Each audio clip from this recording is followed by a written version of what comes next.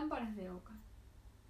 Miedo no, no era miedo, era esa inquietud que ya conocía porque la había sentido otras veces al entrar a esos edificios del centro de techos bajos y pasillos estrechos. Es una alerta que se enciende al bajar del ascensor en un palier oscuro y saber que detrás de cada puerta hay un mundo.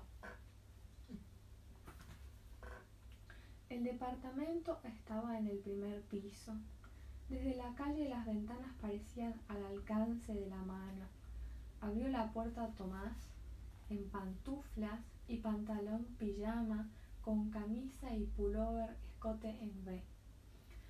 Tenía el pelo corto, pero crecido, en una melena canosa y un cigarrillo encendido entre los dedos. Me hizo pasar, arrastraba los pies entre paredes espejadas y cosas cubiertas con telas blancas que podían ser cajas o muebles apilados. El departamento parecía muy chico, a menos que se extendiera como un laberinto detrás de alguna de las tres puertas cerradas. Las persianas estaban bajas y la luz provenía de algunas lámparas.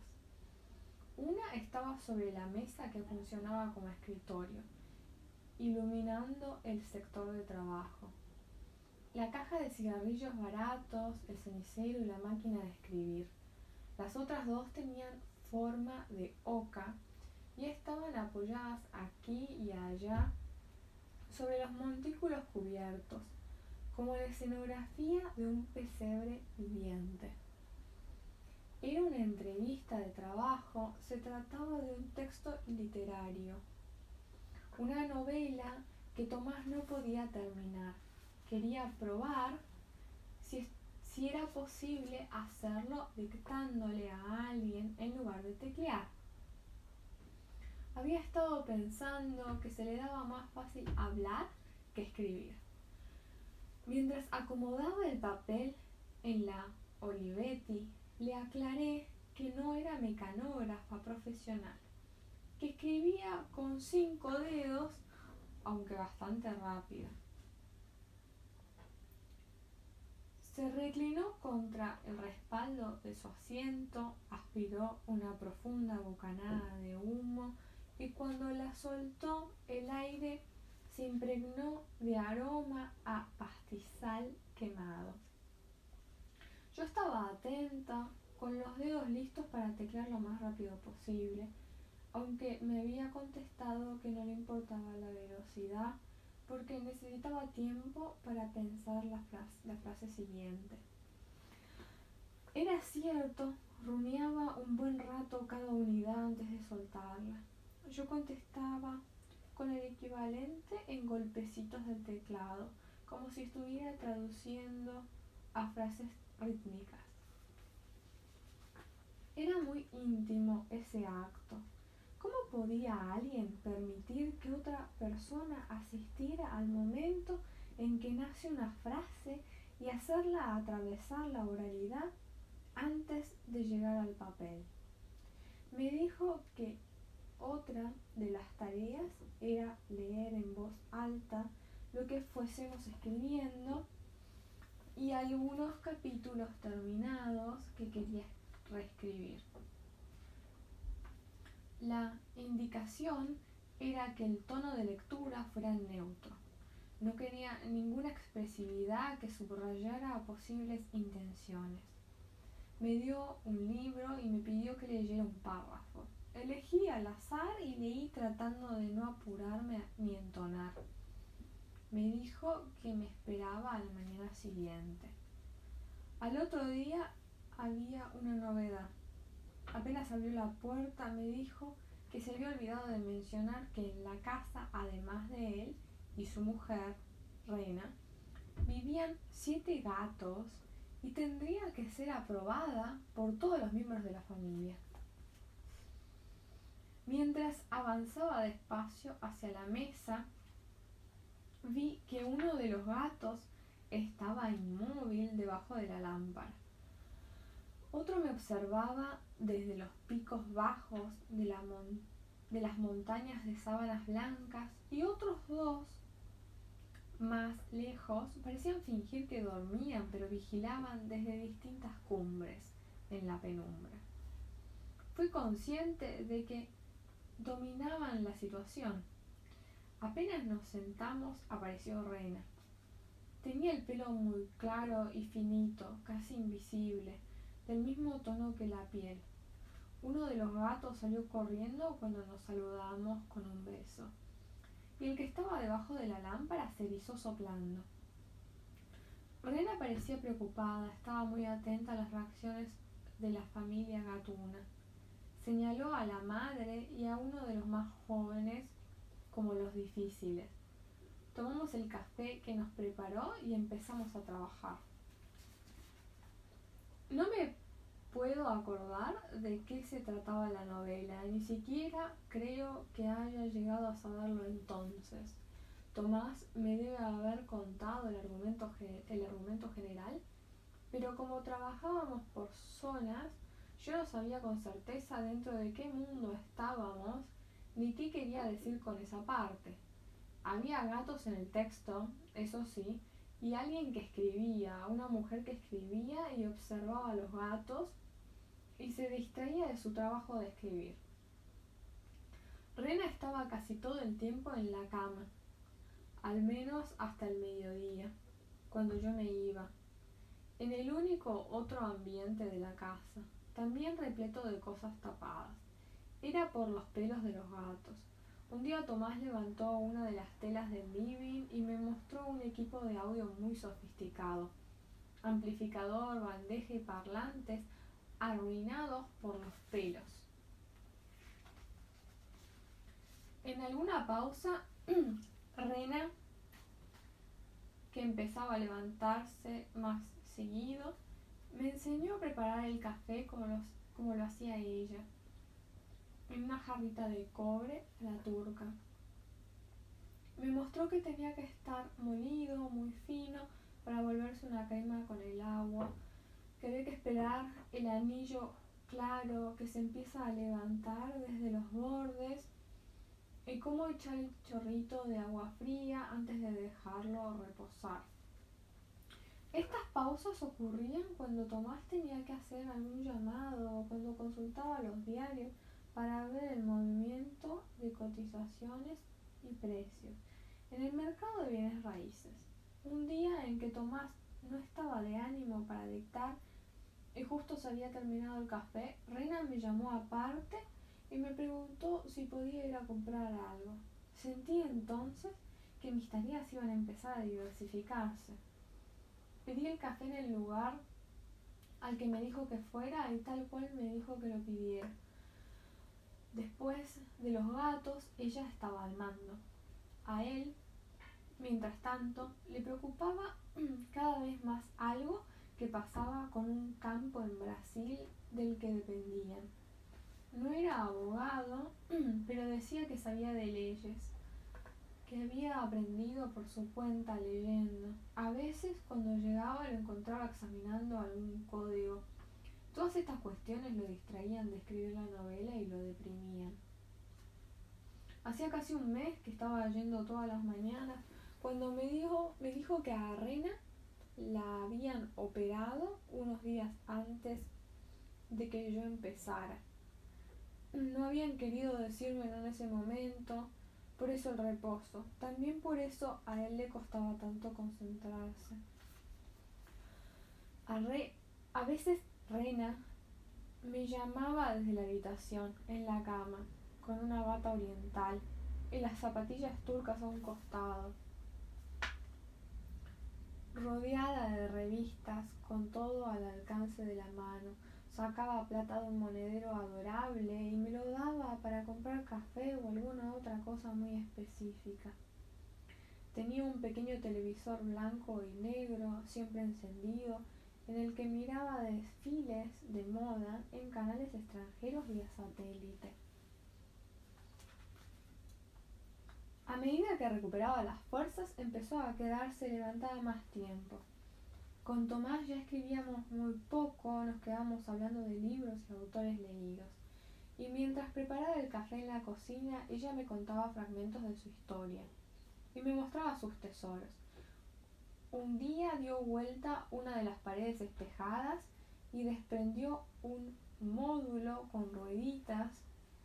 Todas esas paredes en realidad eran aparadores rodantes, espejados por los 4 lados. Rena lo giraba y yo miraba asombrada cómo la casa se desarticulaba.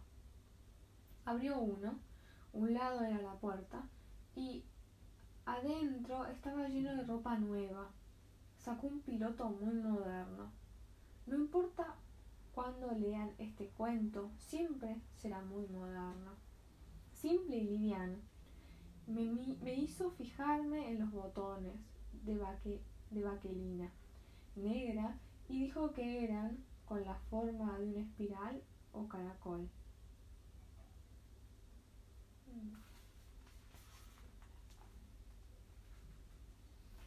Me lo regaló.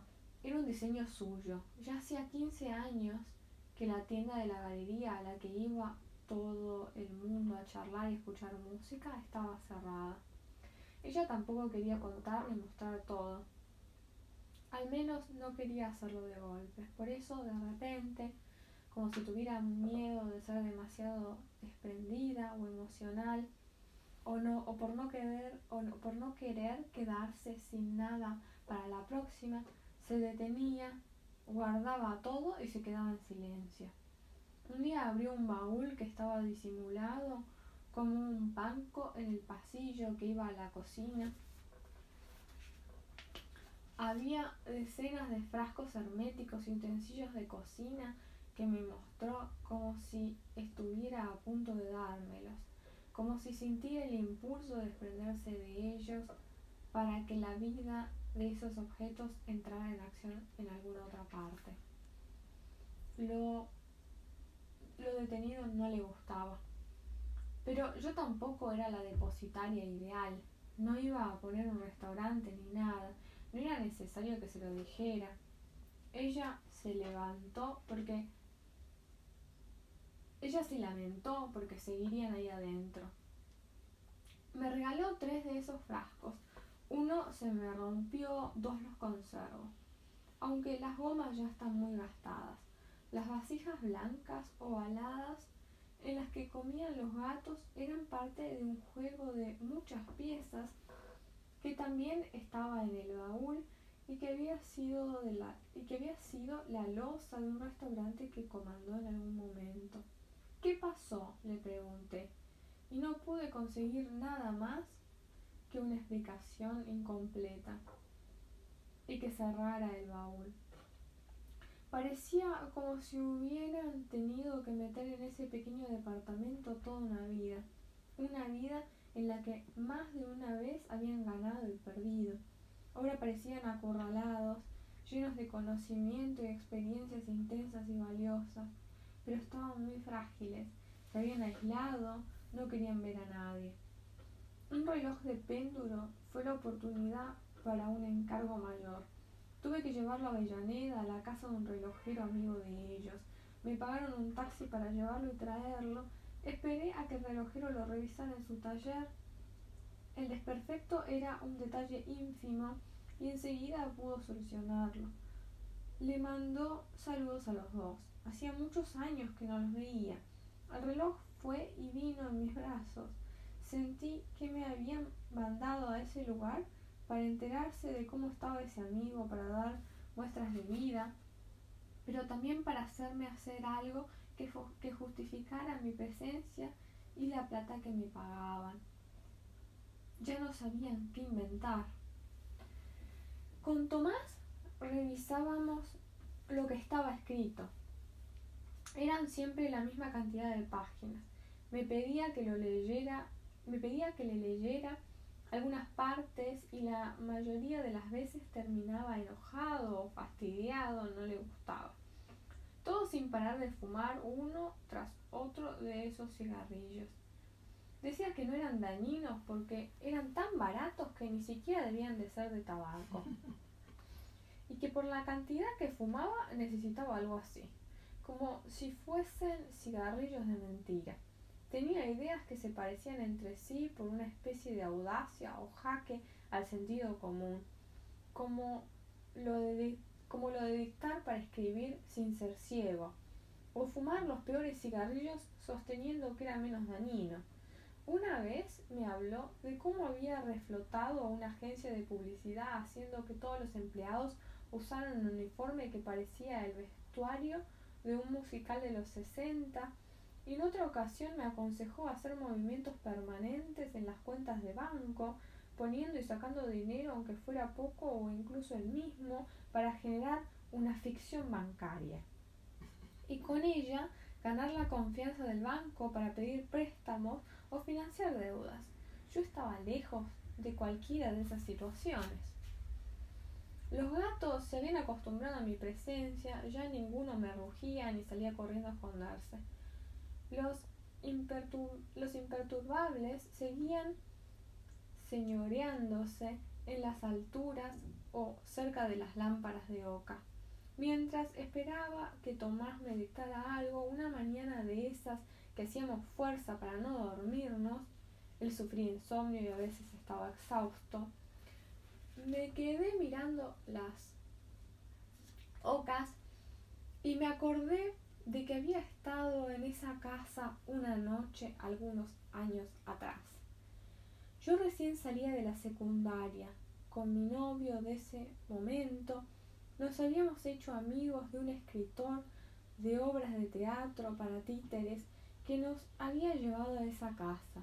Siempre nos llevaba a alguna parte, creo que para mostrarse bien acompañado, porque éramos una linda pareja. Fue una visita fugaz, entramos y salimos. Recordé un hombre y una mujer en las sombras. El dramaturgo les llevaba un libro suyo de regalo como una excusa para pasar a verlos. Y las ocas encendidas quedaron en un depósito de la memoria más parecido al de los sueños. Por eso cuando volví a verlas fue como si se materializaran. Reina y Tomás nunca llegaron a enterarse de que los había conocido al comienzo de un capítulo anterior, cuando todavía recibían alguna visita fiel, y las lámparas de oca que habían quedado del local cerrado y eran lo primero que se percibía al entrar, eran el resplandor de una época que les recordaba otro movimiento del tiempo, que estaban ahí de paso, que en cualquier momento iban a abrir un local nuevo de ropa, una disquería, un restaurante, todo a la vez, o algo que todavía no se les había ocurrido. En la vereda de enfrente un bar se había puesto de moda y llegaban voces juveniles que cantaban consignas partidarias de diferentes agrupaciones, pero con la misma melodía. Había copas de vino sobre la mesa, había un solo gato, giraba un disco en la bandeja del equipo, las cajas apiladas de papeles y libros ya estaban cubiertas de sábanas. Justo cuando estaba a punto de decírselo, Tomás se revolvió el pelo con ambas manos y después de un suspiro profundo me dijo que era muy grato charlar conmigo de literatura, pero que no podía darse el lujo de seguir pagando mis servicios. La novela no avanzaba y él no podía salir del bloqueo. Rena estaba en la cocina, ya del todo repuesta, lavando un pollo. Le había quitado la piel y lo dejaba bajo el chorro del agua para que se desprendieran las hormonas. Me mostró cómo se juntaba una especie de mucosa o gelatina. Eso eran las hormonas, me dijo. Era obvio que ya habían hablado entre ellos el tema de mi despido y habían llegado juntos a una conclusión. Rena me pedía un favor antes de irme, una última tarea inventada, como habían sido todas. Si podía ir a la herboristería de la otra cuadra y comprar valeriana. Pensé que era para un té. Cuando volví, me pidió que la acompañara al baño. Puso la valeriana desparramada en la bañadera seca. El olor característico inundó todo. Los gatos fueron abandonando sus puestos y entrando al baño. Nunca había algo parecido. Maullaban.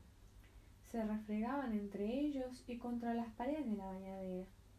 Al poco rato ya se deslizaban, saltaban y daban una vuelta en el aire sobre sí mismos o retorciéndose para volver a caer sobre las raíces. Rena me contó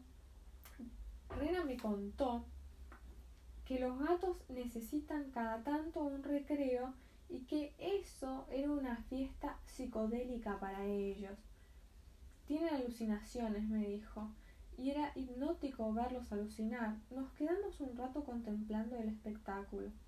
Nunca supe si me echaron por algo malo o por algo bueno. En ese momento creí que había sido algo económico. Ellos parecían estar al borde de la quiebra, vivían de unas rentas que se achicaban y no querían retroceder con algunos gustos como el buen café. También se había terminado el período de restablecimiento de Rena y Tomás había vuelto a corroborar que no podía escribir, que no quería o que según él no tenía talento. Fui una de las últimas estrategias de Rena para motivar a un compañero deprimido y a la vez motivarse a sí misma. Fui una estrategia de Tomás para que ella se repusiera más pronto y así poder encontrar la concentración que le faltaba.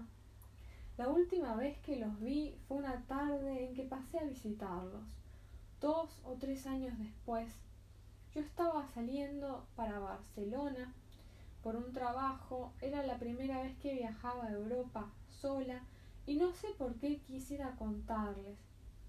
Las lámparas no estaban, me dijeron que se habían cansado de ellas y que una había dejado de funcionar.